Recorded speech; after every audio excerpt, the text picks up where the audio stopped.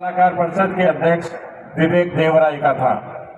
विवेक देवराय उस आर्टिकल में कहते हैं कि इस देश के संविधान को बदलने की जरूरत है और इनको ये जो बदलने की ताकत है वो कहाँ से आती है। इसके लिए अगर हम किसी से दोषी ठहरा सकते हैं तो आप हम सब लोग हैं, क्योंकि हमने 2014 में इनको सरकार में लाए और 2019 में फिर रिपीट किया और इन्होंने अपने कर्तव्य दिखाना शुरू कर दिया और संविधान को बदलने की खुलेआम बात करने लगे। इस देश का संविधान बीजेपी आरएसएस के लोगों को, और मैं तो यहाँ तक कहता हूँ कांग्रेस भी इस देश के संविधान का सम्मान नहीं कर पाई है। आप बताइए कितने सारे अनुच्छेद हैं, कितने आर्टिकल्स हैं जिनका आज तक अनुपालन नहीं हुआ।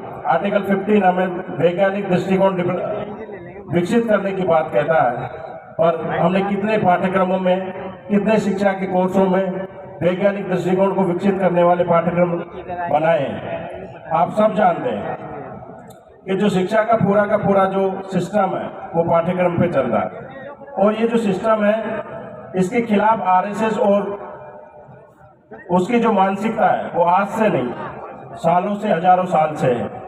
ये जो जब से देश का संविधान बना इन्होंने ना तिरंगे को माना ना संविधान को माना और आज आप लोगों को वोट बटोरने के लिए ये घर घर तिरंगा यात्रा निकाल रहे हैं, घर घर तिरंगे का आपको झांसा दे रहे हैं। जबकि आरएसएस का जो कार्यालय है उसमें 2006 में पहली बार तिरंगा लहराया गया था, उसके ऊपर भी एफआईआर हुई थी।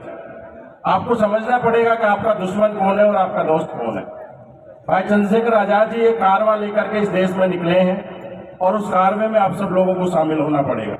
हमने राजस्थान में देखा, नीमराना में 28 तारीख को पहली सभा हुई और उसके बाद जितनी भी सभाएं हुई या रोड शोज हुए वो एक से बढ़कर एक हुए और भीनमाल ने तो पूरे देश का रिकॉर्ड तोड़ दिया।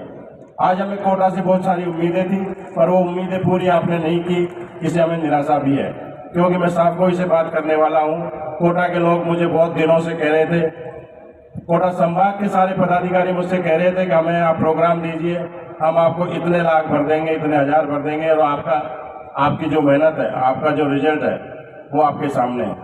ये निराशा का दौर यही आज खत्म हो जाना चाहिए, क्योंकि कोटा में आगामी विधानसभा को देखते हुए सारी की सारी जो विधानसभाएं हैं वो एसटी माइनॉरिटी बहुल हैं। एसटी माइनॉरिटी बहुल होने के कारण आपको बहुत सारे अच्छे रिजल्ट्स मिल सकते हैं और अगर सच्चे अर्थों में, सच्चे मायने में आप भाई चंद्रशेखर आजाद जी और आजाद समाज पार्टी के हाथ मजबूत करना चाहते हैं, आप अपने बच्चों के भविष्य को सुधारना चाहते हैं, तो आपको आज नहीं कल नहीं परसों आज आजाद समाज पार्टी का दामन थामना पड़ेगा। आपकी आंखें जितनी जल्दी खुल जाए उतना ज़्यादा बढ़िया है। कहने को बहुत सारी चीज़ें हैं पर मैं अपनी वाणी को विराम देता हूँ, क्योंकि माननीय चंद्रशेखर आजाद जी को हमें सुनना है। बहुत बहुत धन्यवाद। जय भीम, जय संविधान।